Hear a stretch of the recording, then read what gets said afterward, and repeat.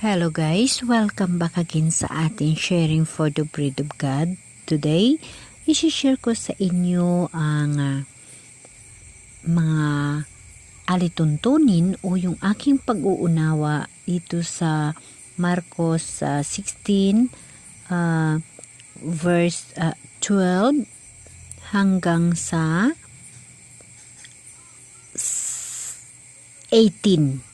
Alam niyo ba guys na napakaganda itong nilalaman nitong ating Biblia sa sulat ng Marcos 16.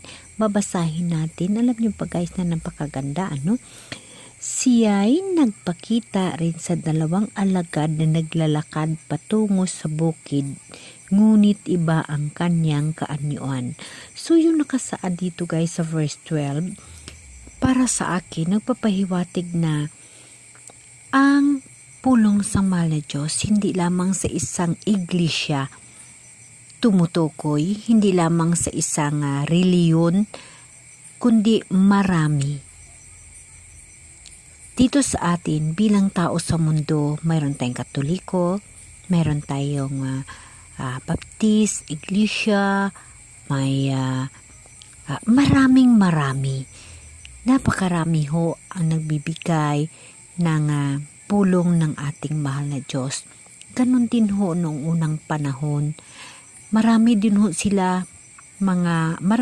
ho mga tao na nagbibigay at nagmamahal sa mahal na Diyos. Nagbibigay ng pagturo ayon sa Biblia. Ganon din ho ngayong panahon. Napakarami ho, no? Pero tayong mga tao, minsan iniisip natin, hindi tama yun, ito mali yun. Hindi. Huwag nating isipin yung ganon. Ang lahat ng tao na nagbibigay aral tungkol sa Diyos, tatanggapin ho natin yon. Kasi sila ang mga tao na binigyan ng authority din ng mahal na Diyos, ng Espiritu ng Diyos, upang tayo ay turuan. Ngayon, paano natin malalaman ang Diyos na yun ay tama ang kanilang tinuturo? Kung ikaw, brothers and sisters, ay maka-Diyos, mararamdaman mo yun sa puso mo. Dahil ang mahal na Diyos, kasama ho natin. Yung kanyang Espiritu Santo, kasama ho natin. Kaya kahit saan man tayo na anggulo makikinig na nagbibigay ng pulong ng Diyos, pakinggan ho natin. Dahil mararamdaman naman natin at malalaman natin na yun ho ay totoo. Dahil nakasaad nga dito, siya'y nagpakita rin sa dalawang alagad na naglalakad patungo sa bukid, ngunit iba ang kanyang kaanyuan. Ganun ho yun guys. Hindi lahat o isang anyo lamang si Jesus nagbibigay ng pangaral. Marami ho. So, ito, dalawa sila, napakita din si Jesus sa kanila. Sila din yung alagad ni Jesus. Sila din yung mga tao naniniwala kay Jesus. And then, pagkatapos nagpakita siya sa 11, di ba? Samantalang kumakain ang mga ito, pinagwikaan niya sila dahil sa hindi nila pananalig sa kanya. Dahil dito nga, yung mga tao na ito ay may pag-alinlangan din, di ba? Ganun ho tayo guys. Lahat ho na nagtuturo sa mahal na Diyos, nang aalinlangan tayo na totoo ba itong sinasabi nila? Tama ba sila? Kagaya nitong sa dalawa na ito. Naglalakad. Napakita si Jesus sa dalawang alagad patungo sa bukid, ngunit sa iba ang kaanyuan. Bumalik sa Jerusalem ang dalawa at ibinalita sa kanilang kasamahan ang nangyari, ngunit sila may hindi naniniwala. So guys, yung lahat na tumuturo sa atin, kahit ano ka man na reliyon, ay nagdududa tayo. Pero lagi nating tatandaan na pag ang Diyos sa puso natin at ikinabubuhay natin, mararamdaman natin na ang Diyos ay nasa sa atin. Dahil tatandaan natin, iba-iba man ang pag-uunawa natin sa Biblia, ngunit ang puso ni Jesus Christ, ang Espiritu sa Diyos, nasa atin. Nasa atin ho na tao, hindi o sa reliyon. At nakalagay pa dito guys sa verse 17, ang mga nanampalataya ay magtataglay ng ganitong tanda ng kapangyarihan sa pangalan ko'y magpalaya sila ng mga demonyo at magsalita ng ibang wika. Sila'y hindi maano dumampot man ng ahas o uminom ng lason at gagaling ang mga may sakit na mapatungan ng kanilang mga kamay.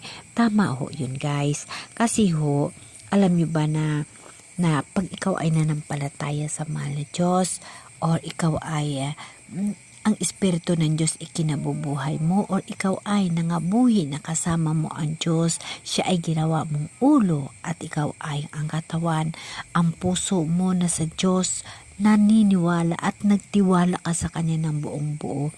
Ang mahal na Diyos, marami yung regalo para sa atin.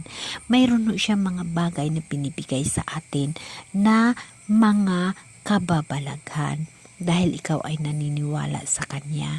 Kaya nga guys, yun lahat makakamtan mo pag ang mahal na Diyos ay nasa buhay mo. Kaya nga yung mga tumuturo sa atin, kailangan natin pakinggan at mararamdaman natin ang tama at mali kung tayo mismo ay nanampalataya sa Diyos at naniniwala kay Jesus, no? So guys, lagi nating tatandaan na ang mahal na Diyos ay mayroong tanda. Ano ho yun? Ang pagsasalita ng hindi maunawaan. Ano ho yun? Yun ho yung prayer tank na tinatawag. Bihira lang ho ang tao na magkaroon ng ganyan. Yun ho ay isang regalo mula sa Diyos. Yun ho ay isang tanda ng Diyos na ikaw ay Kanyang tupa. Pag magkaroon ka ng prayer tank, isa ho yun sa tanda ng mahal na Diyos na ikaw ay Kanyang tupa. Dahil ang prayer tank, isa ho yun kabalaan na mula sa Espiritu Santo na hindi maunawaan. At ang Espiritu Santo lamang ang magbibigay niyan sa iyo at maggabay niyan sa iyo. At siya rin ang magbigay ng pag-uunawa niyan sa iyo. Kaya nga guys, lagi nating tatandaan na pag ikaw ay maka-Diyos at ikaw ay mismo nabubuhay kasama ang Diyos, yes, ang magpapagaling, yes, dahil ipagdalangin mo kay Lord, ipagdasal mo sa Kanya yung mga bagay na hindi maunawaan, yung mga bagay na hindi natin makikita, ngunit tayo ay makakita at atin sila ma-encounter sa pangalan ng mahal na Diyos kasama ng Espiritu na sa puso mo, nasa sayo, lahat yan ay ma-a-under mo. Ganun ho guys. Lagi ninyong tatandaan na pagkasama mo ang Diyos sa buhay, marami hong mga tentasyon sa mga bagay na yon. Marami hong mga pagsubok na mangyayari yan sa iyo. Ngunit pag ang Diyos din sa sayo, wala ho ikaw takot. Hindi ka matatakot sa mga ganong bagay, sa mga ganyan na mga pangyayari sa buhay.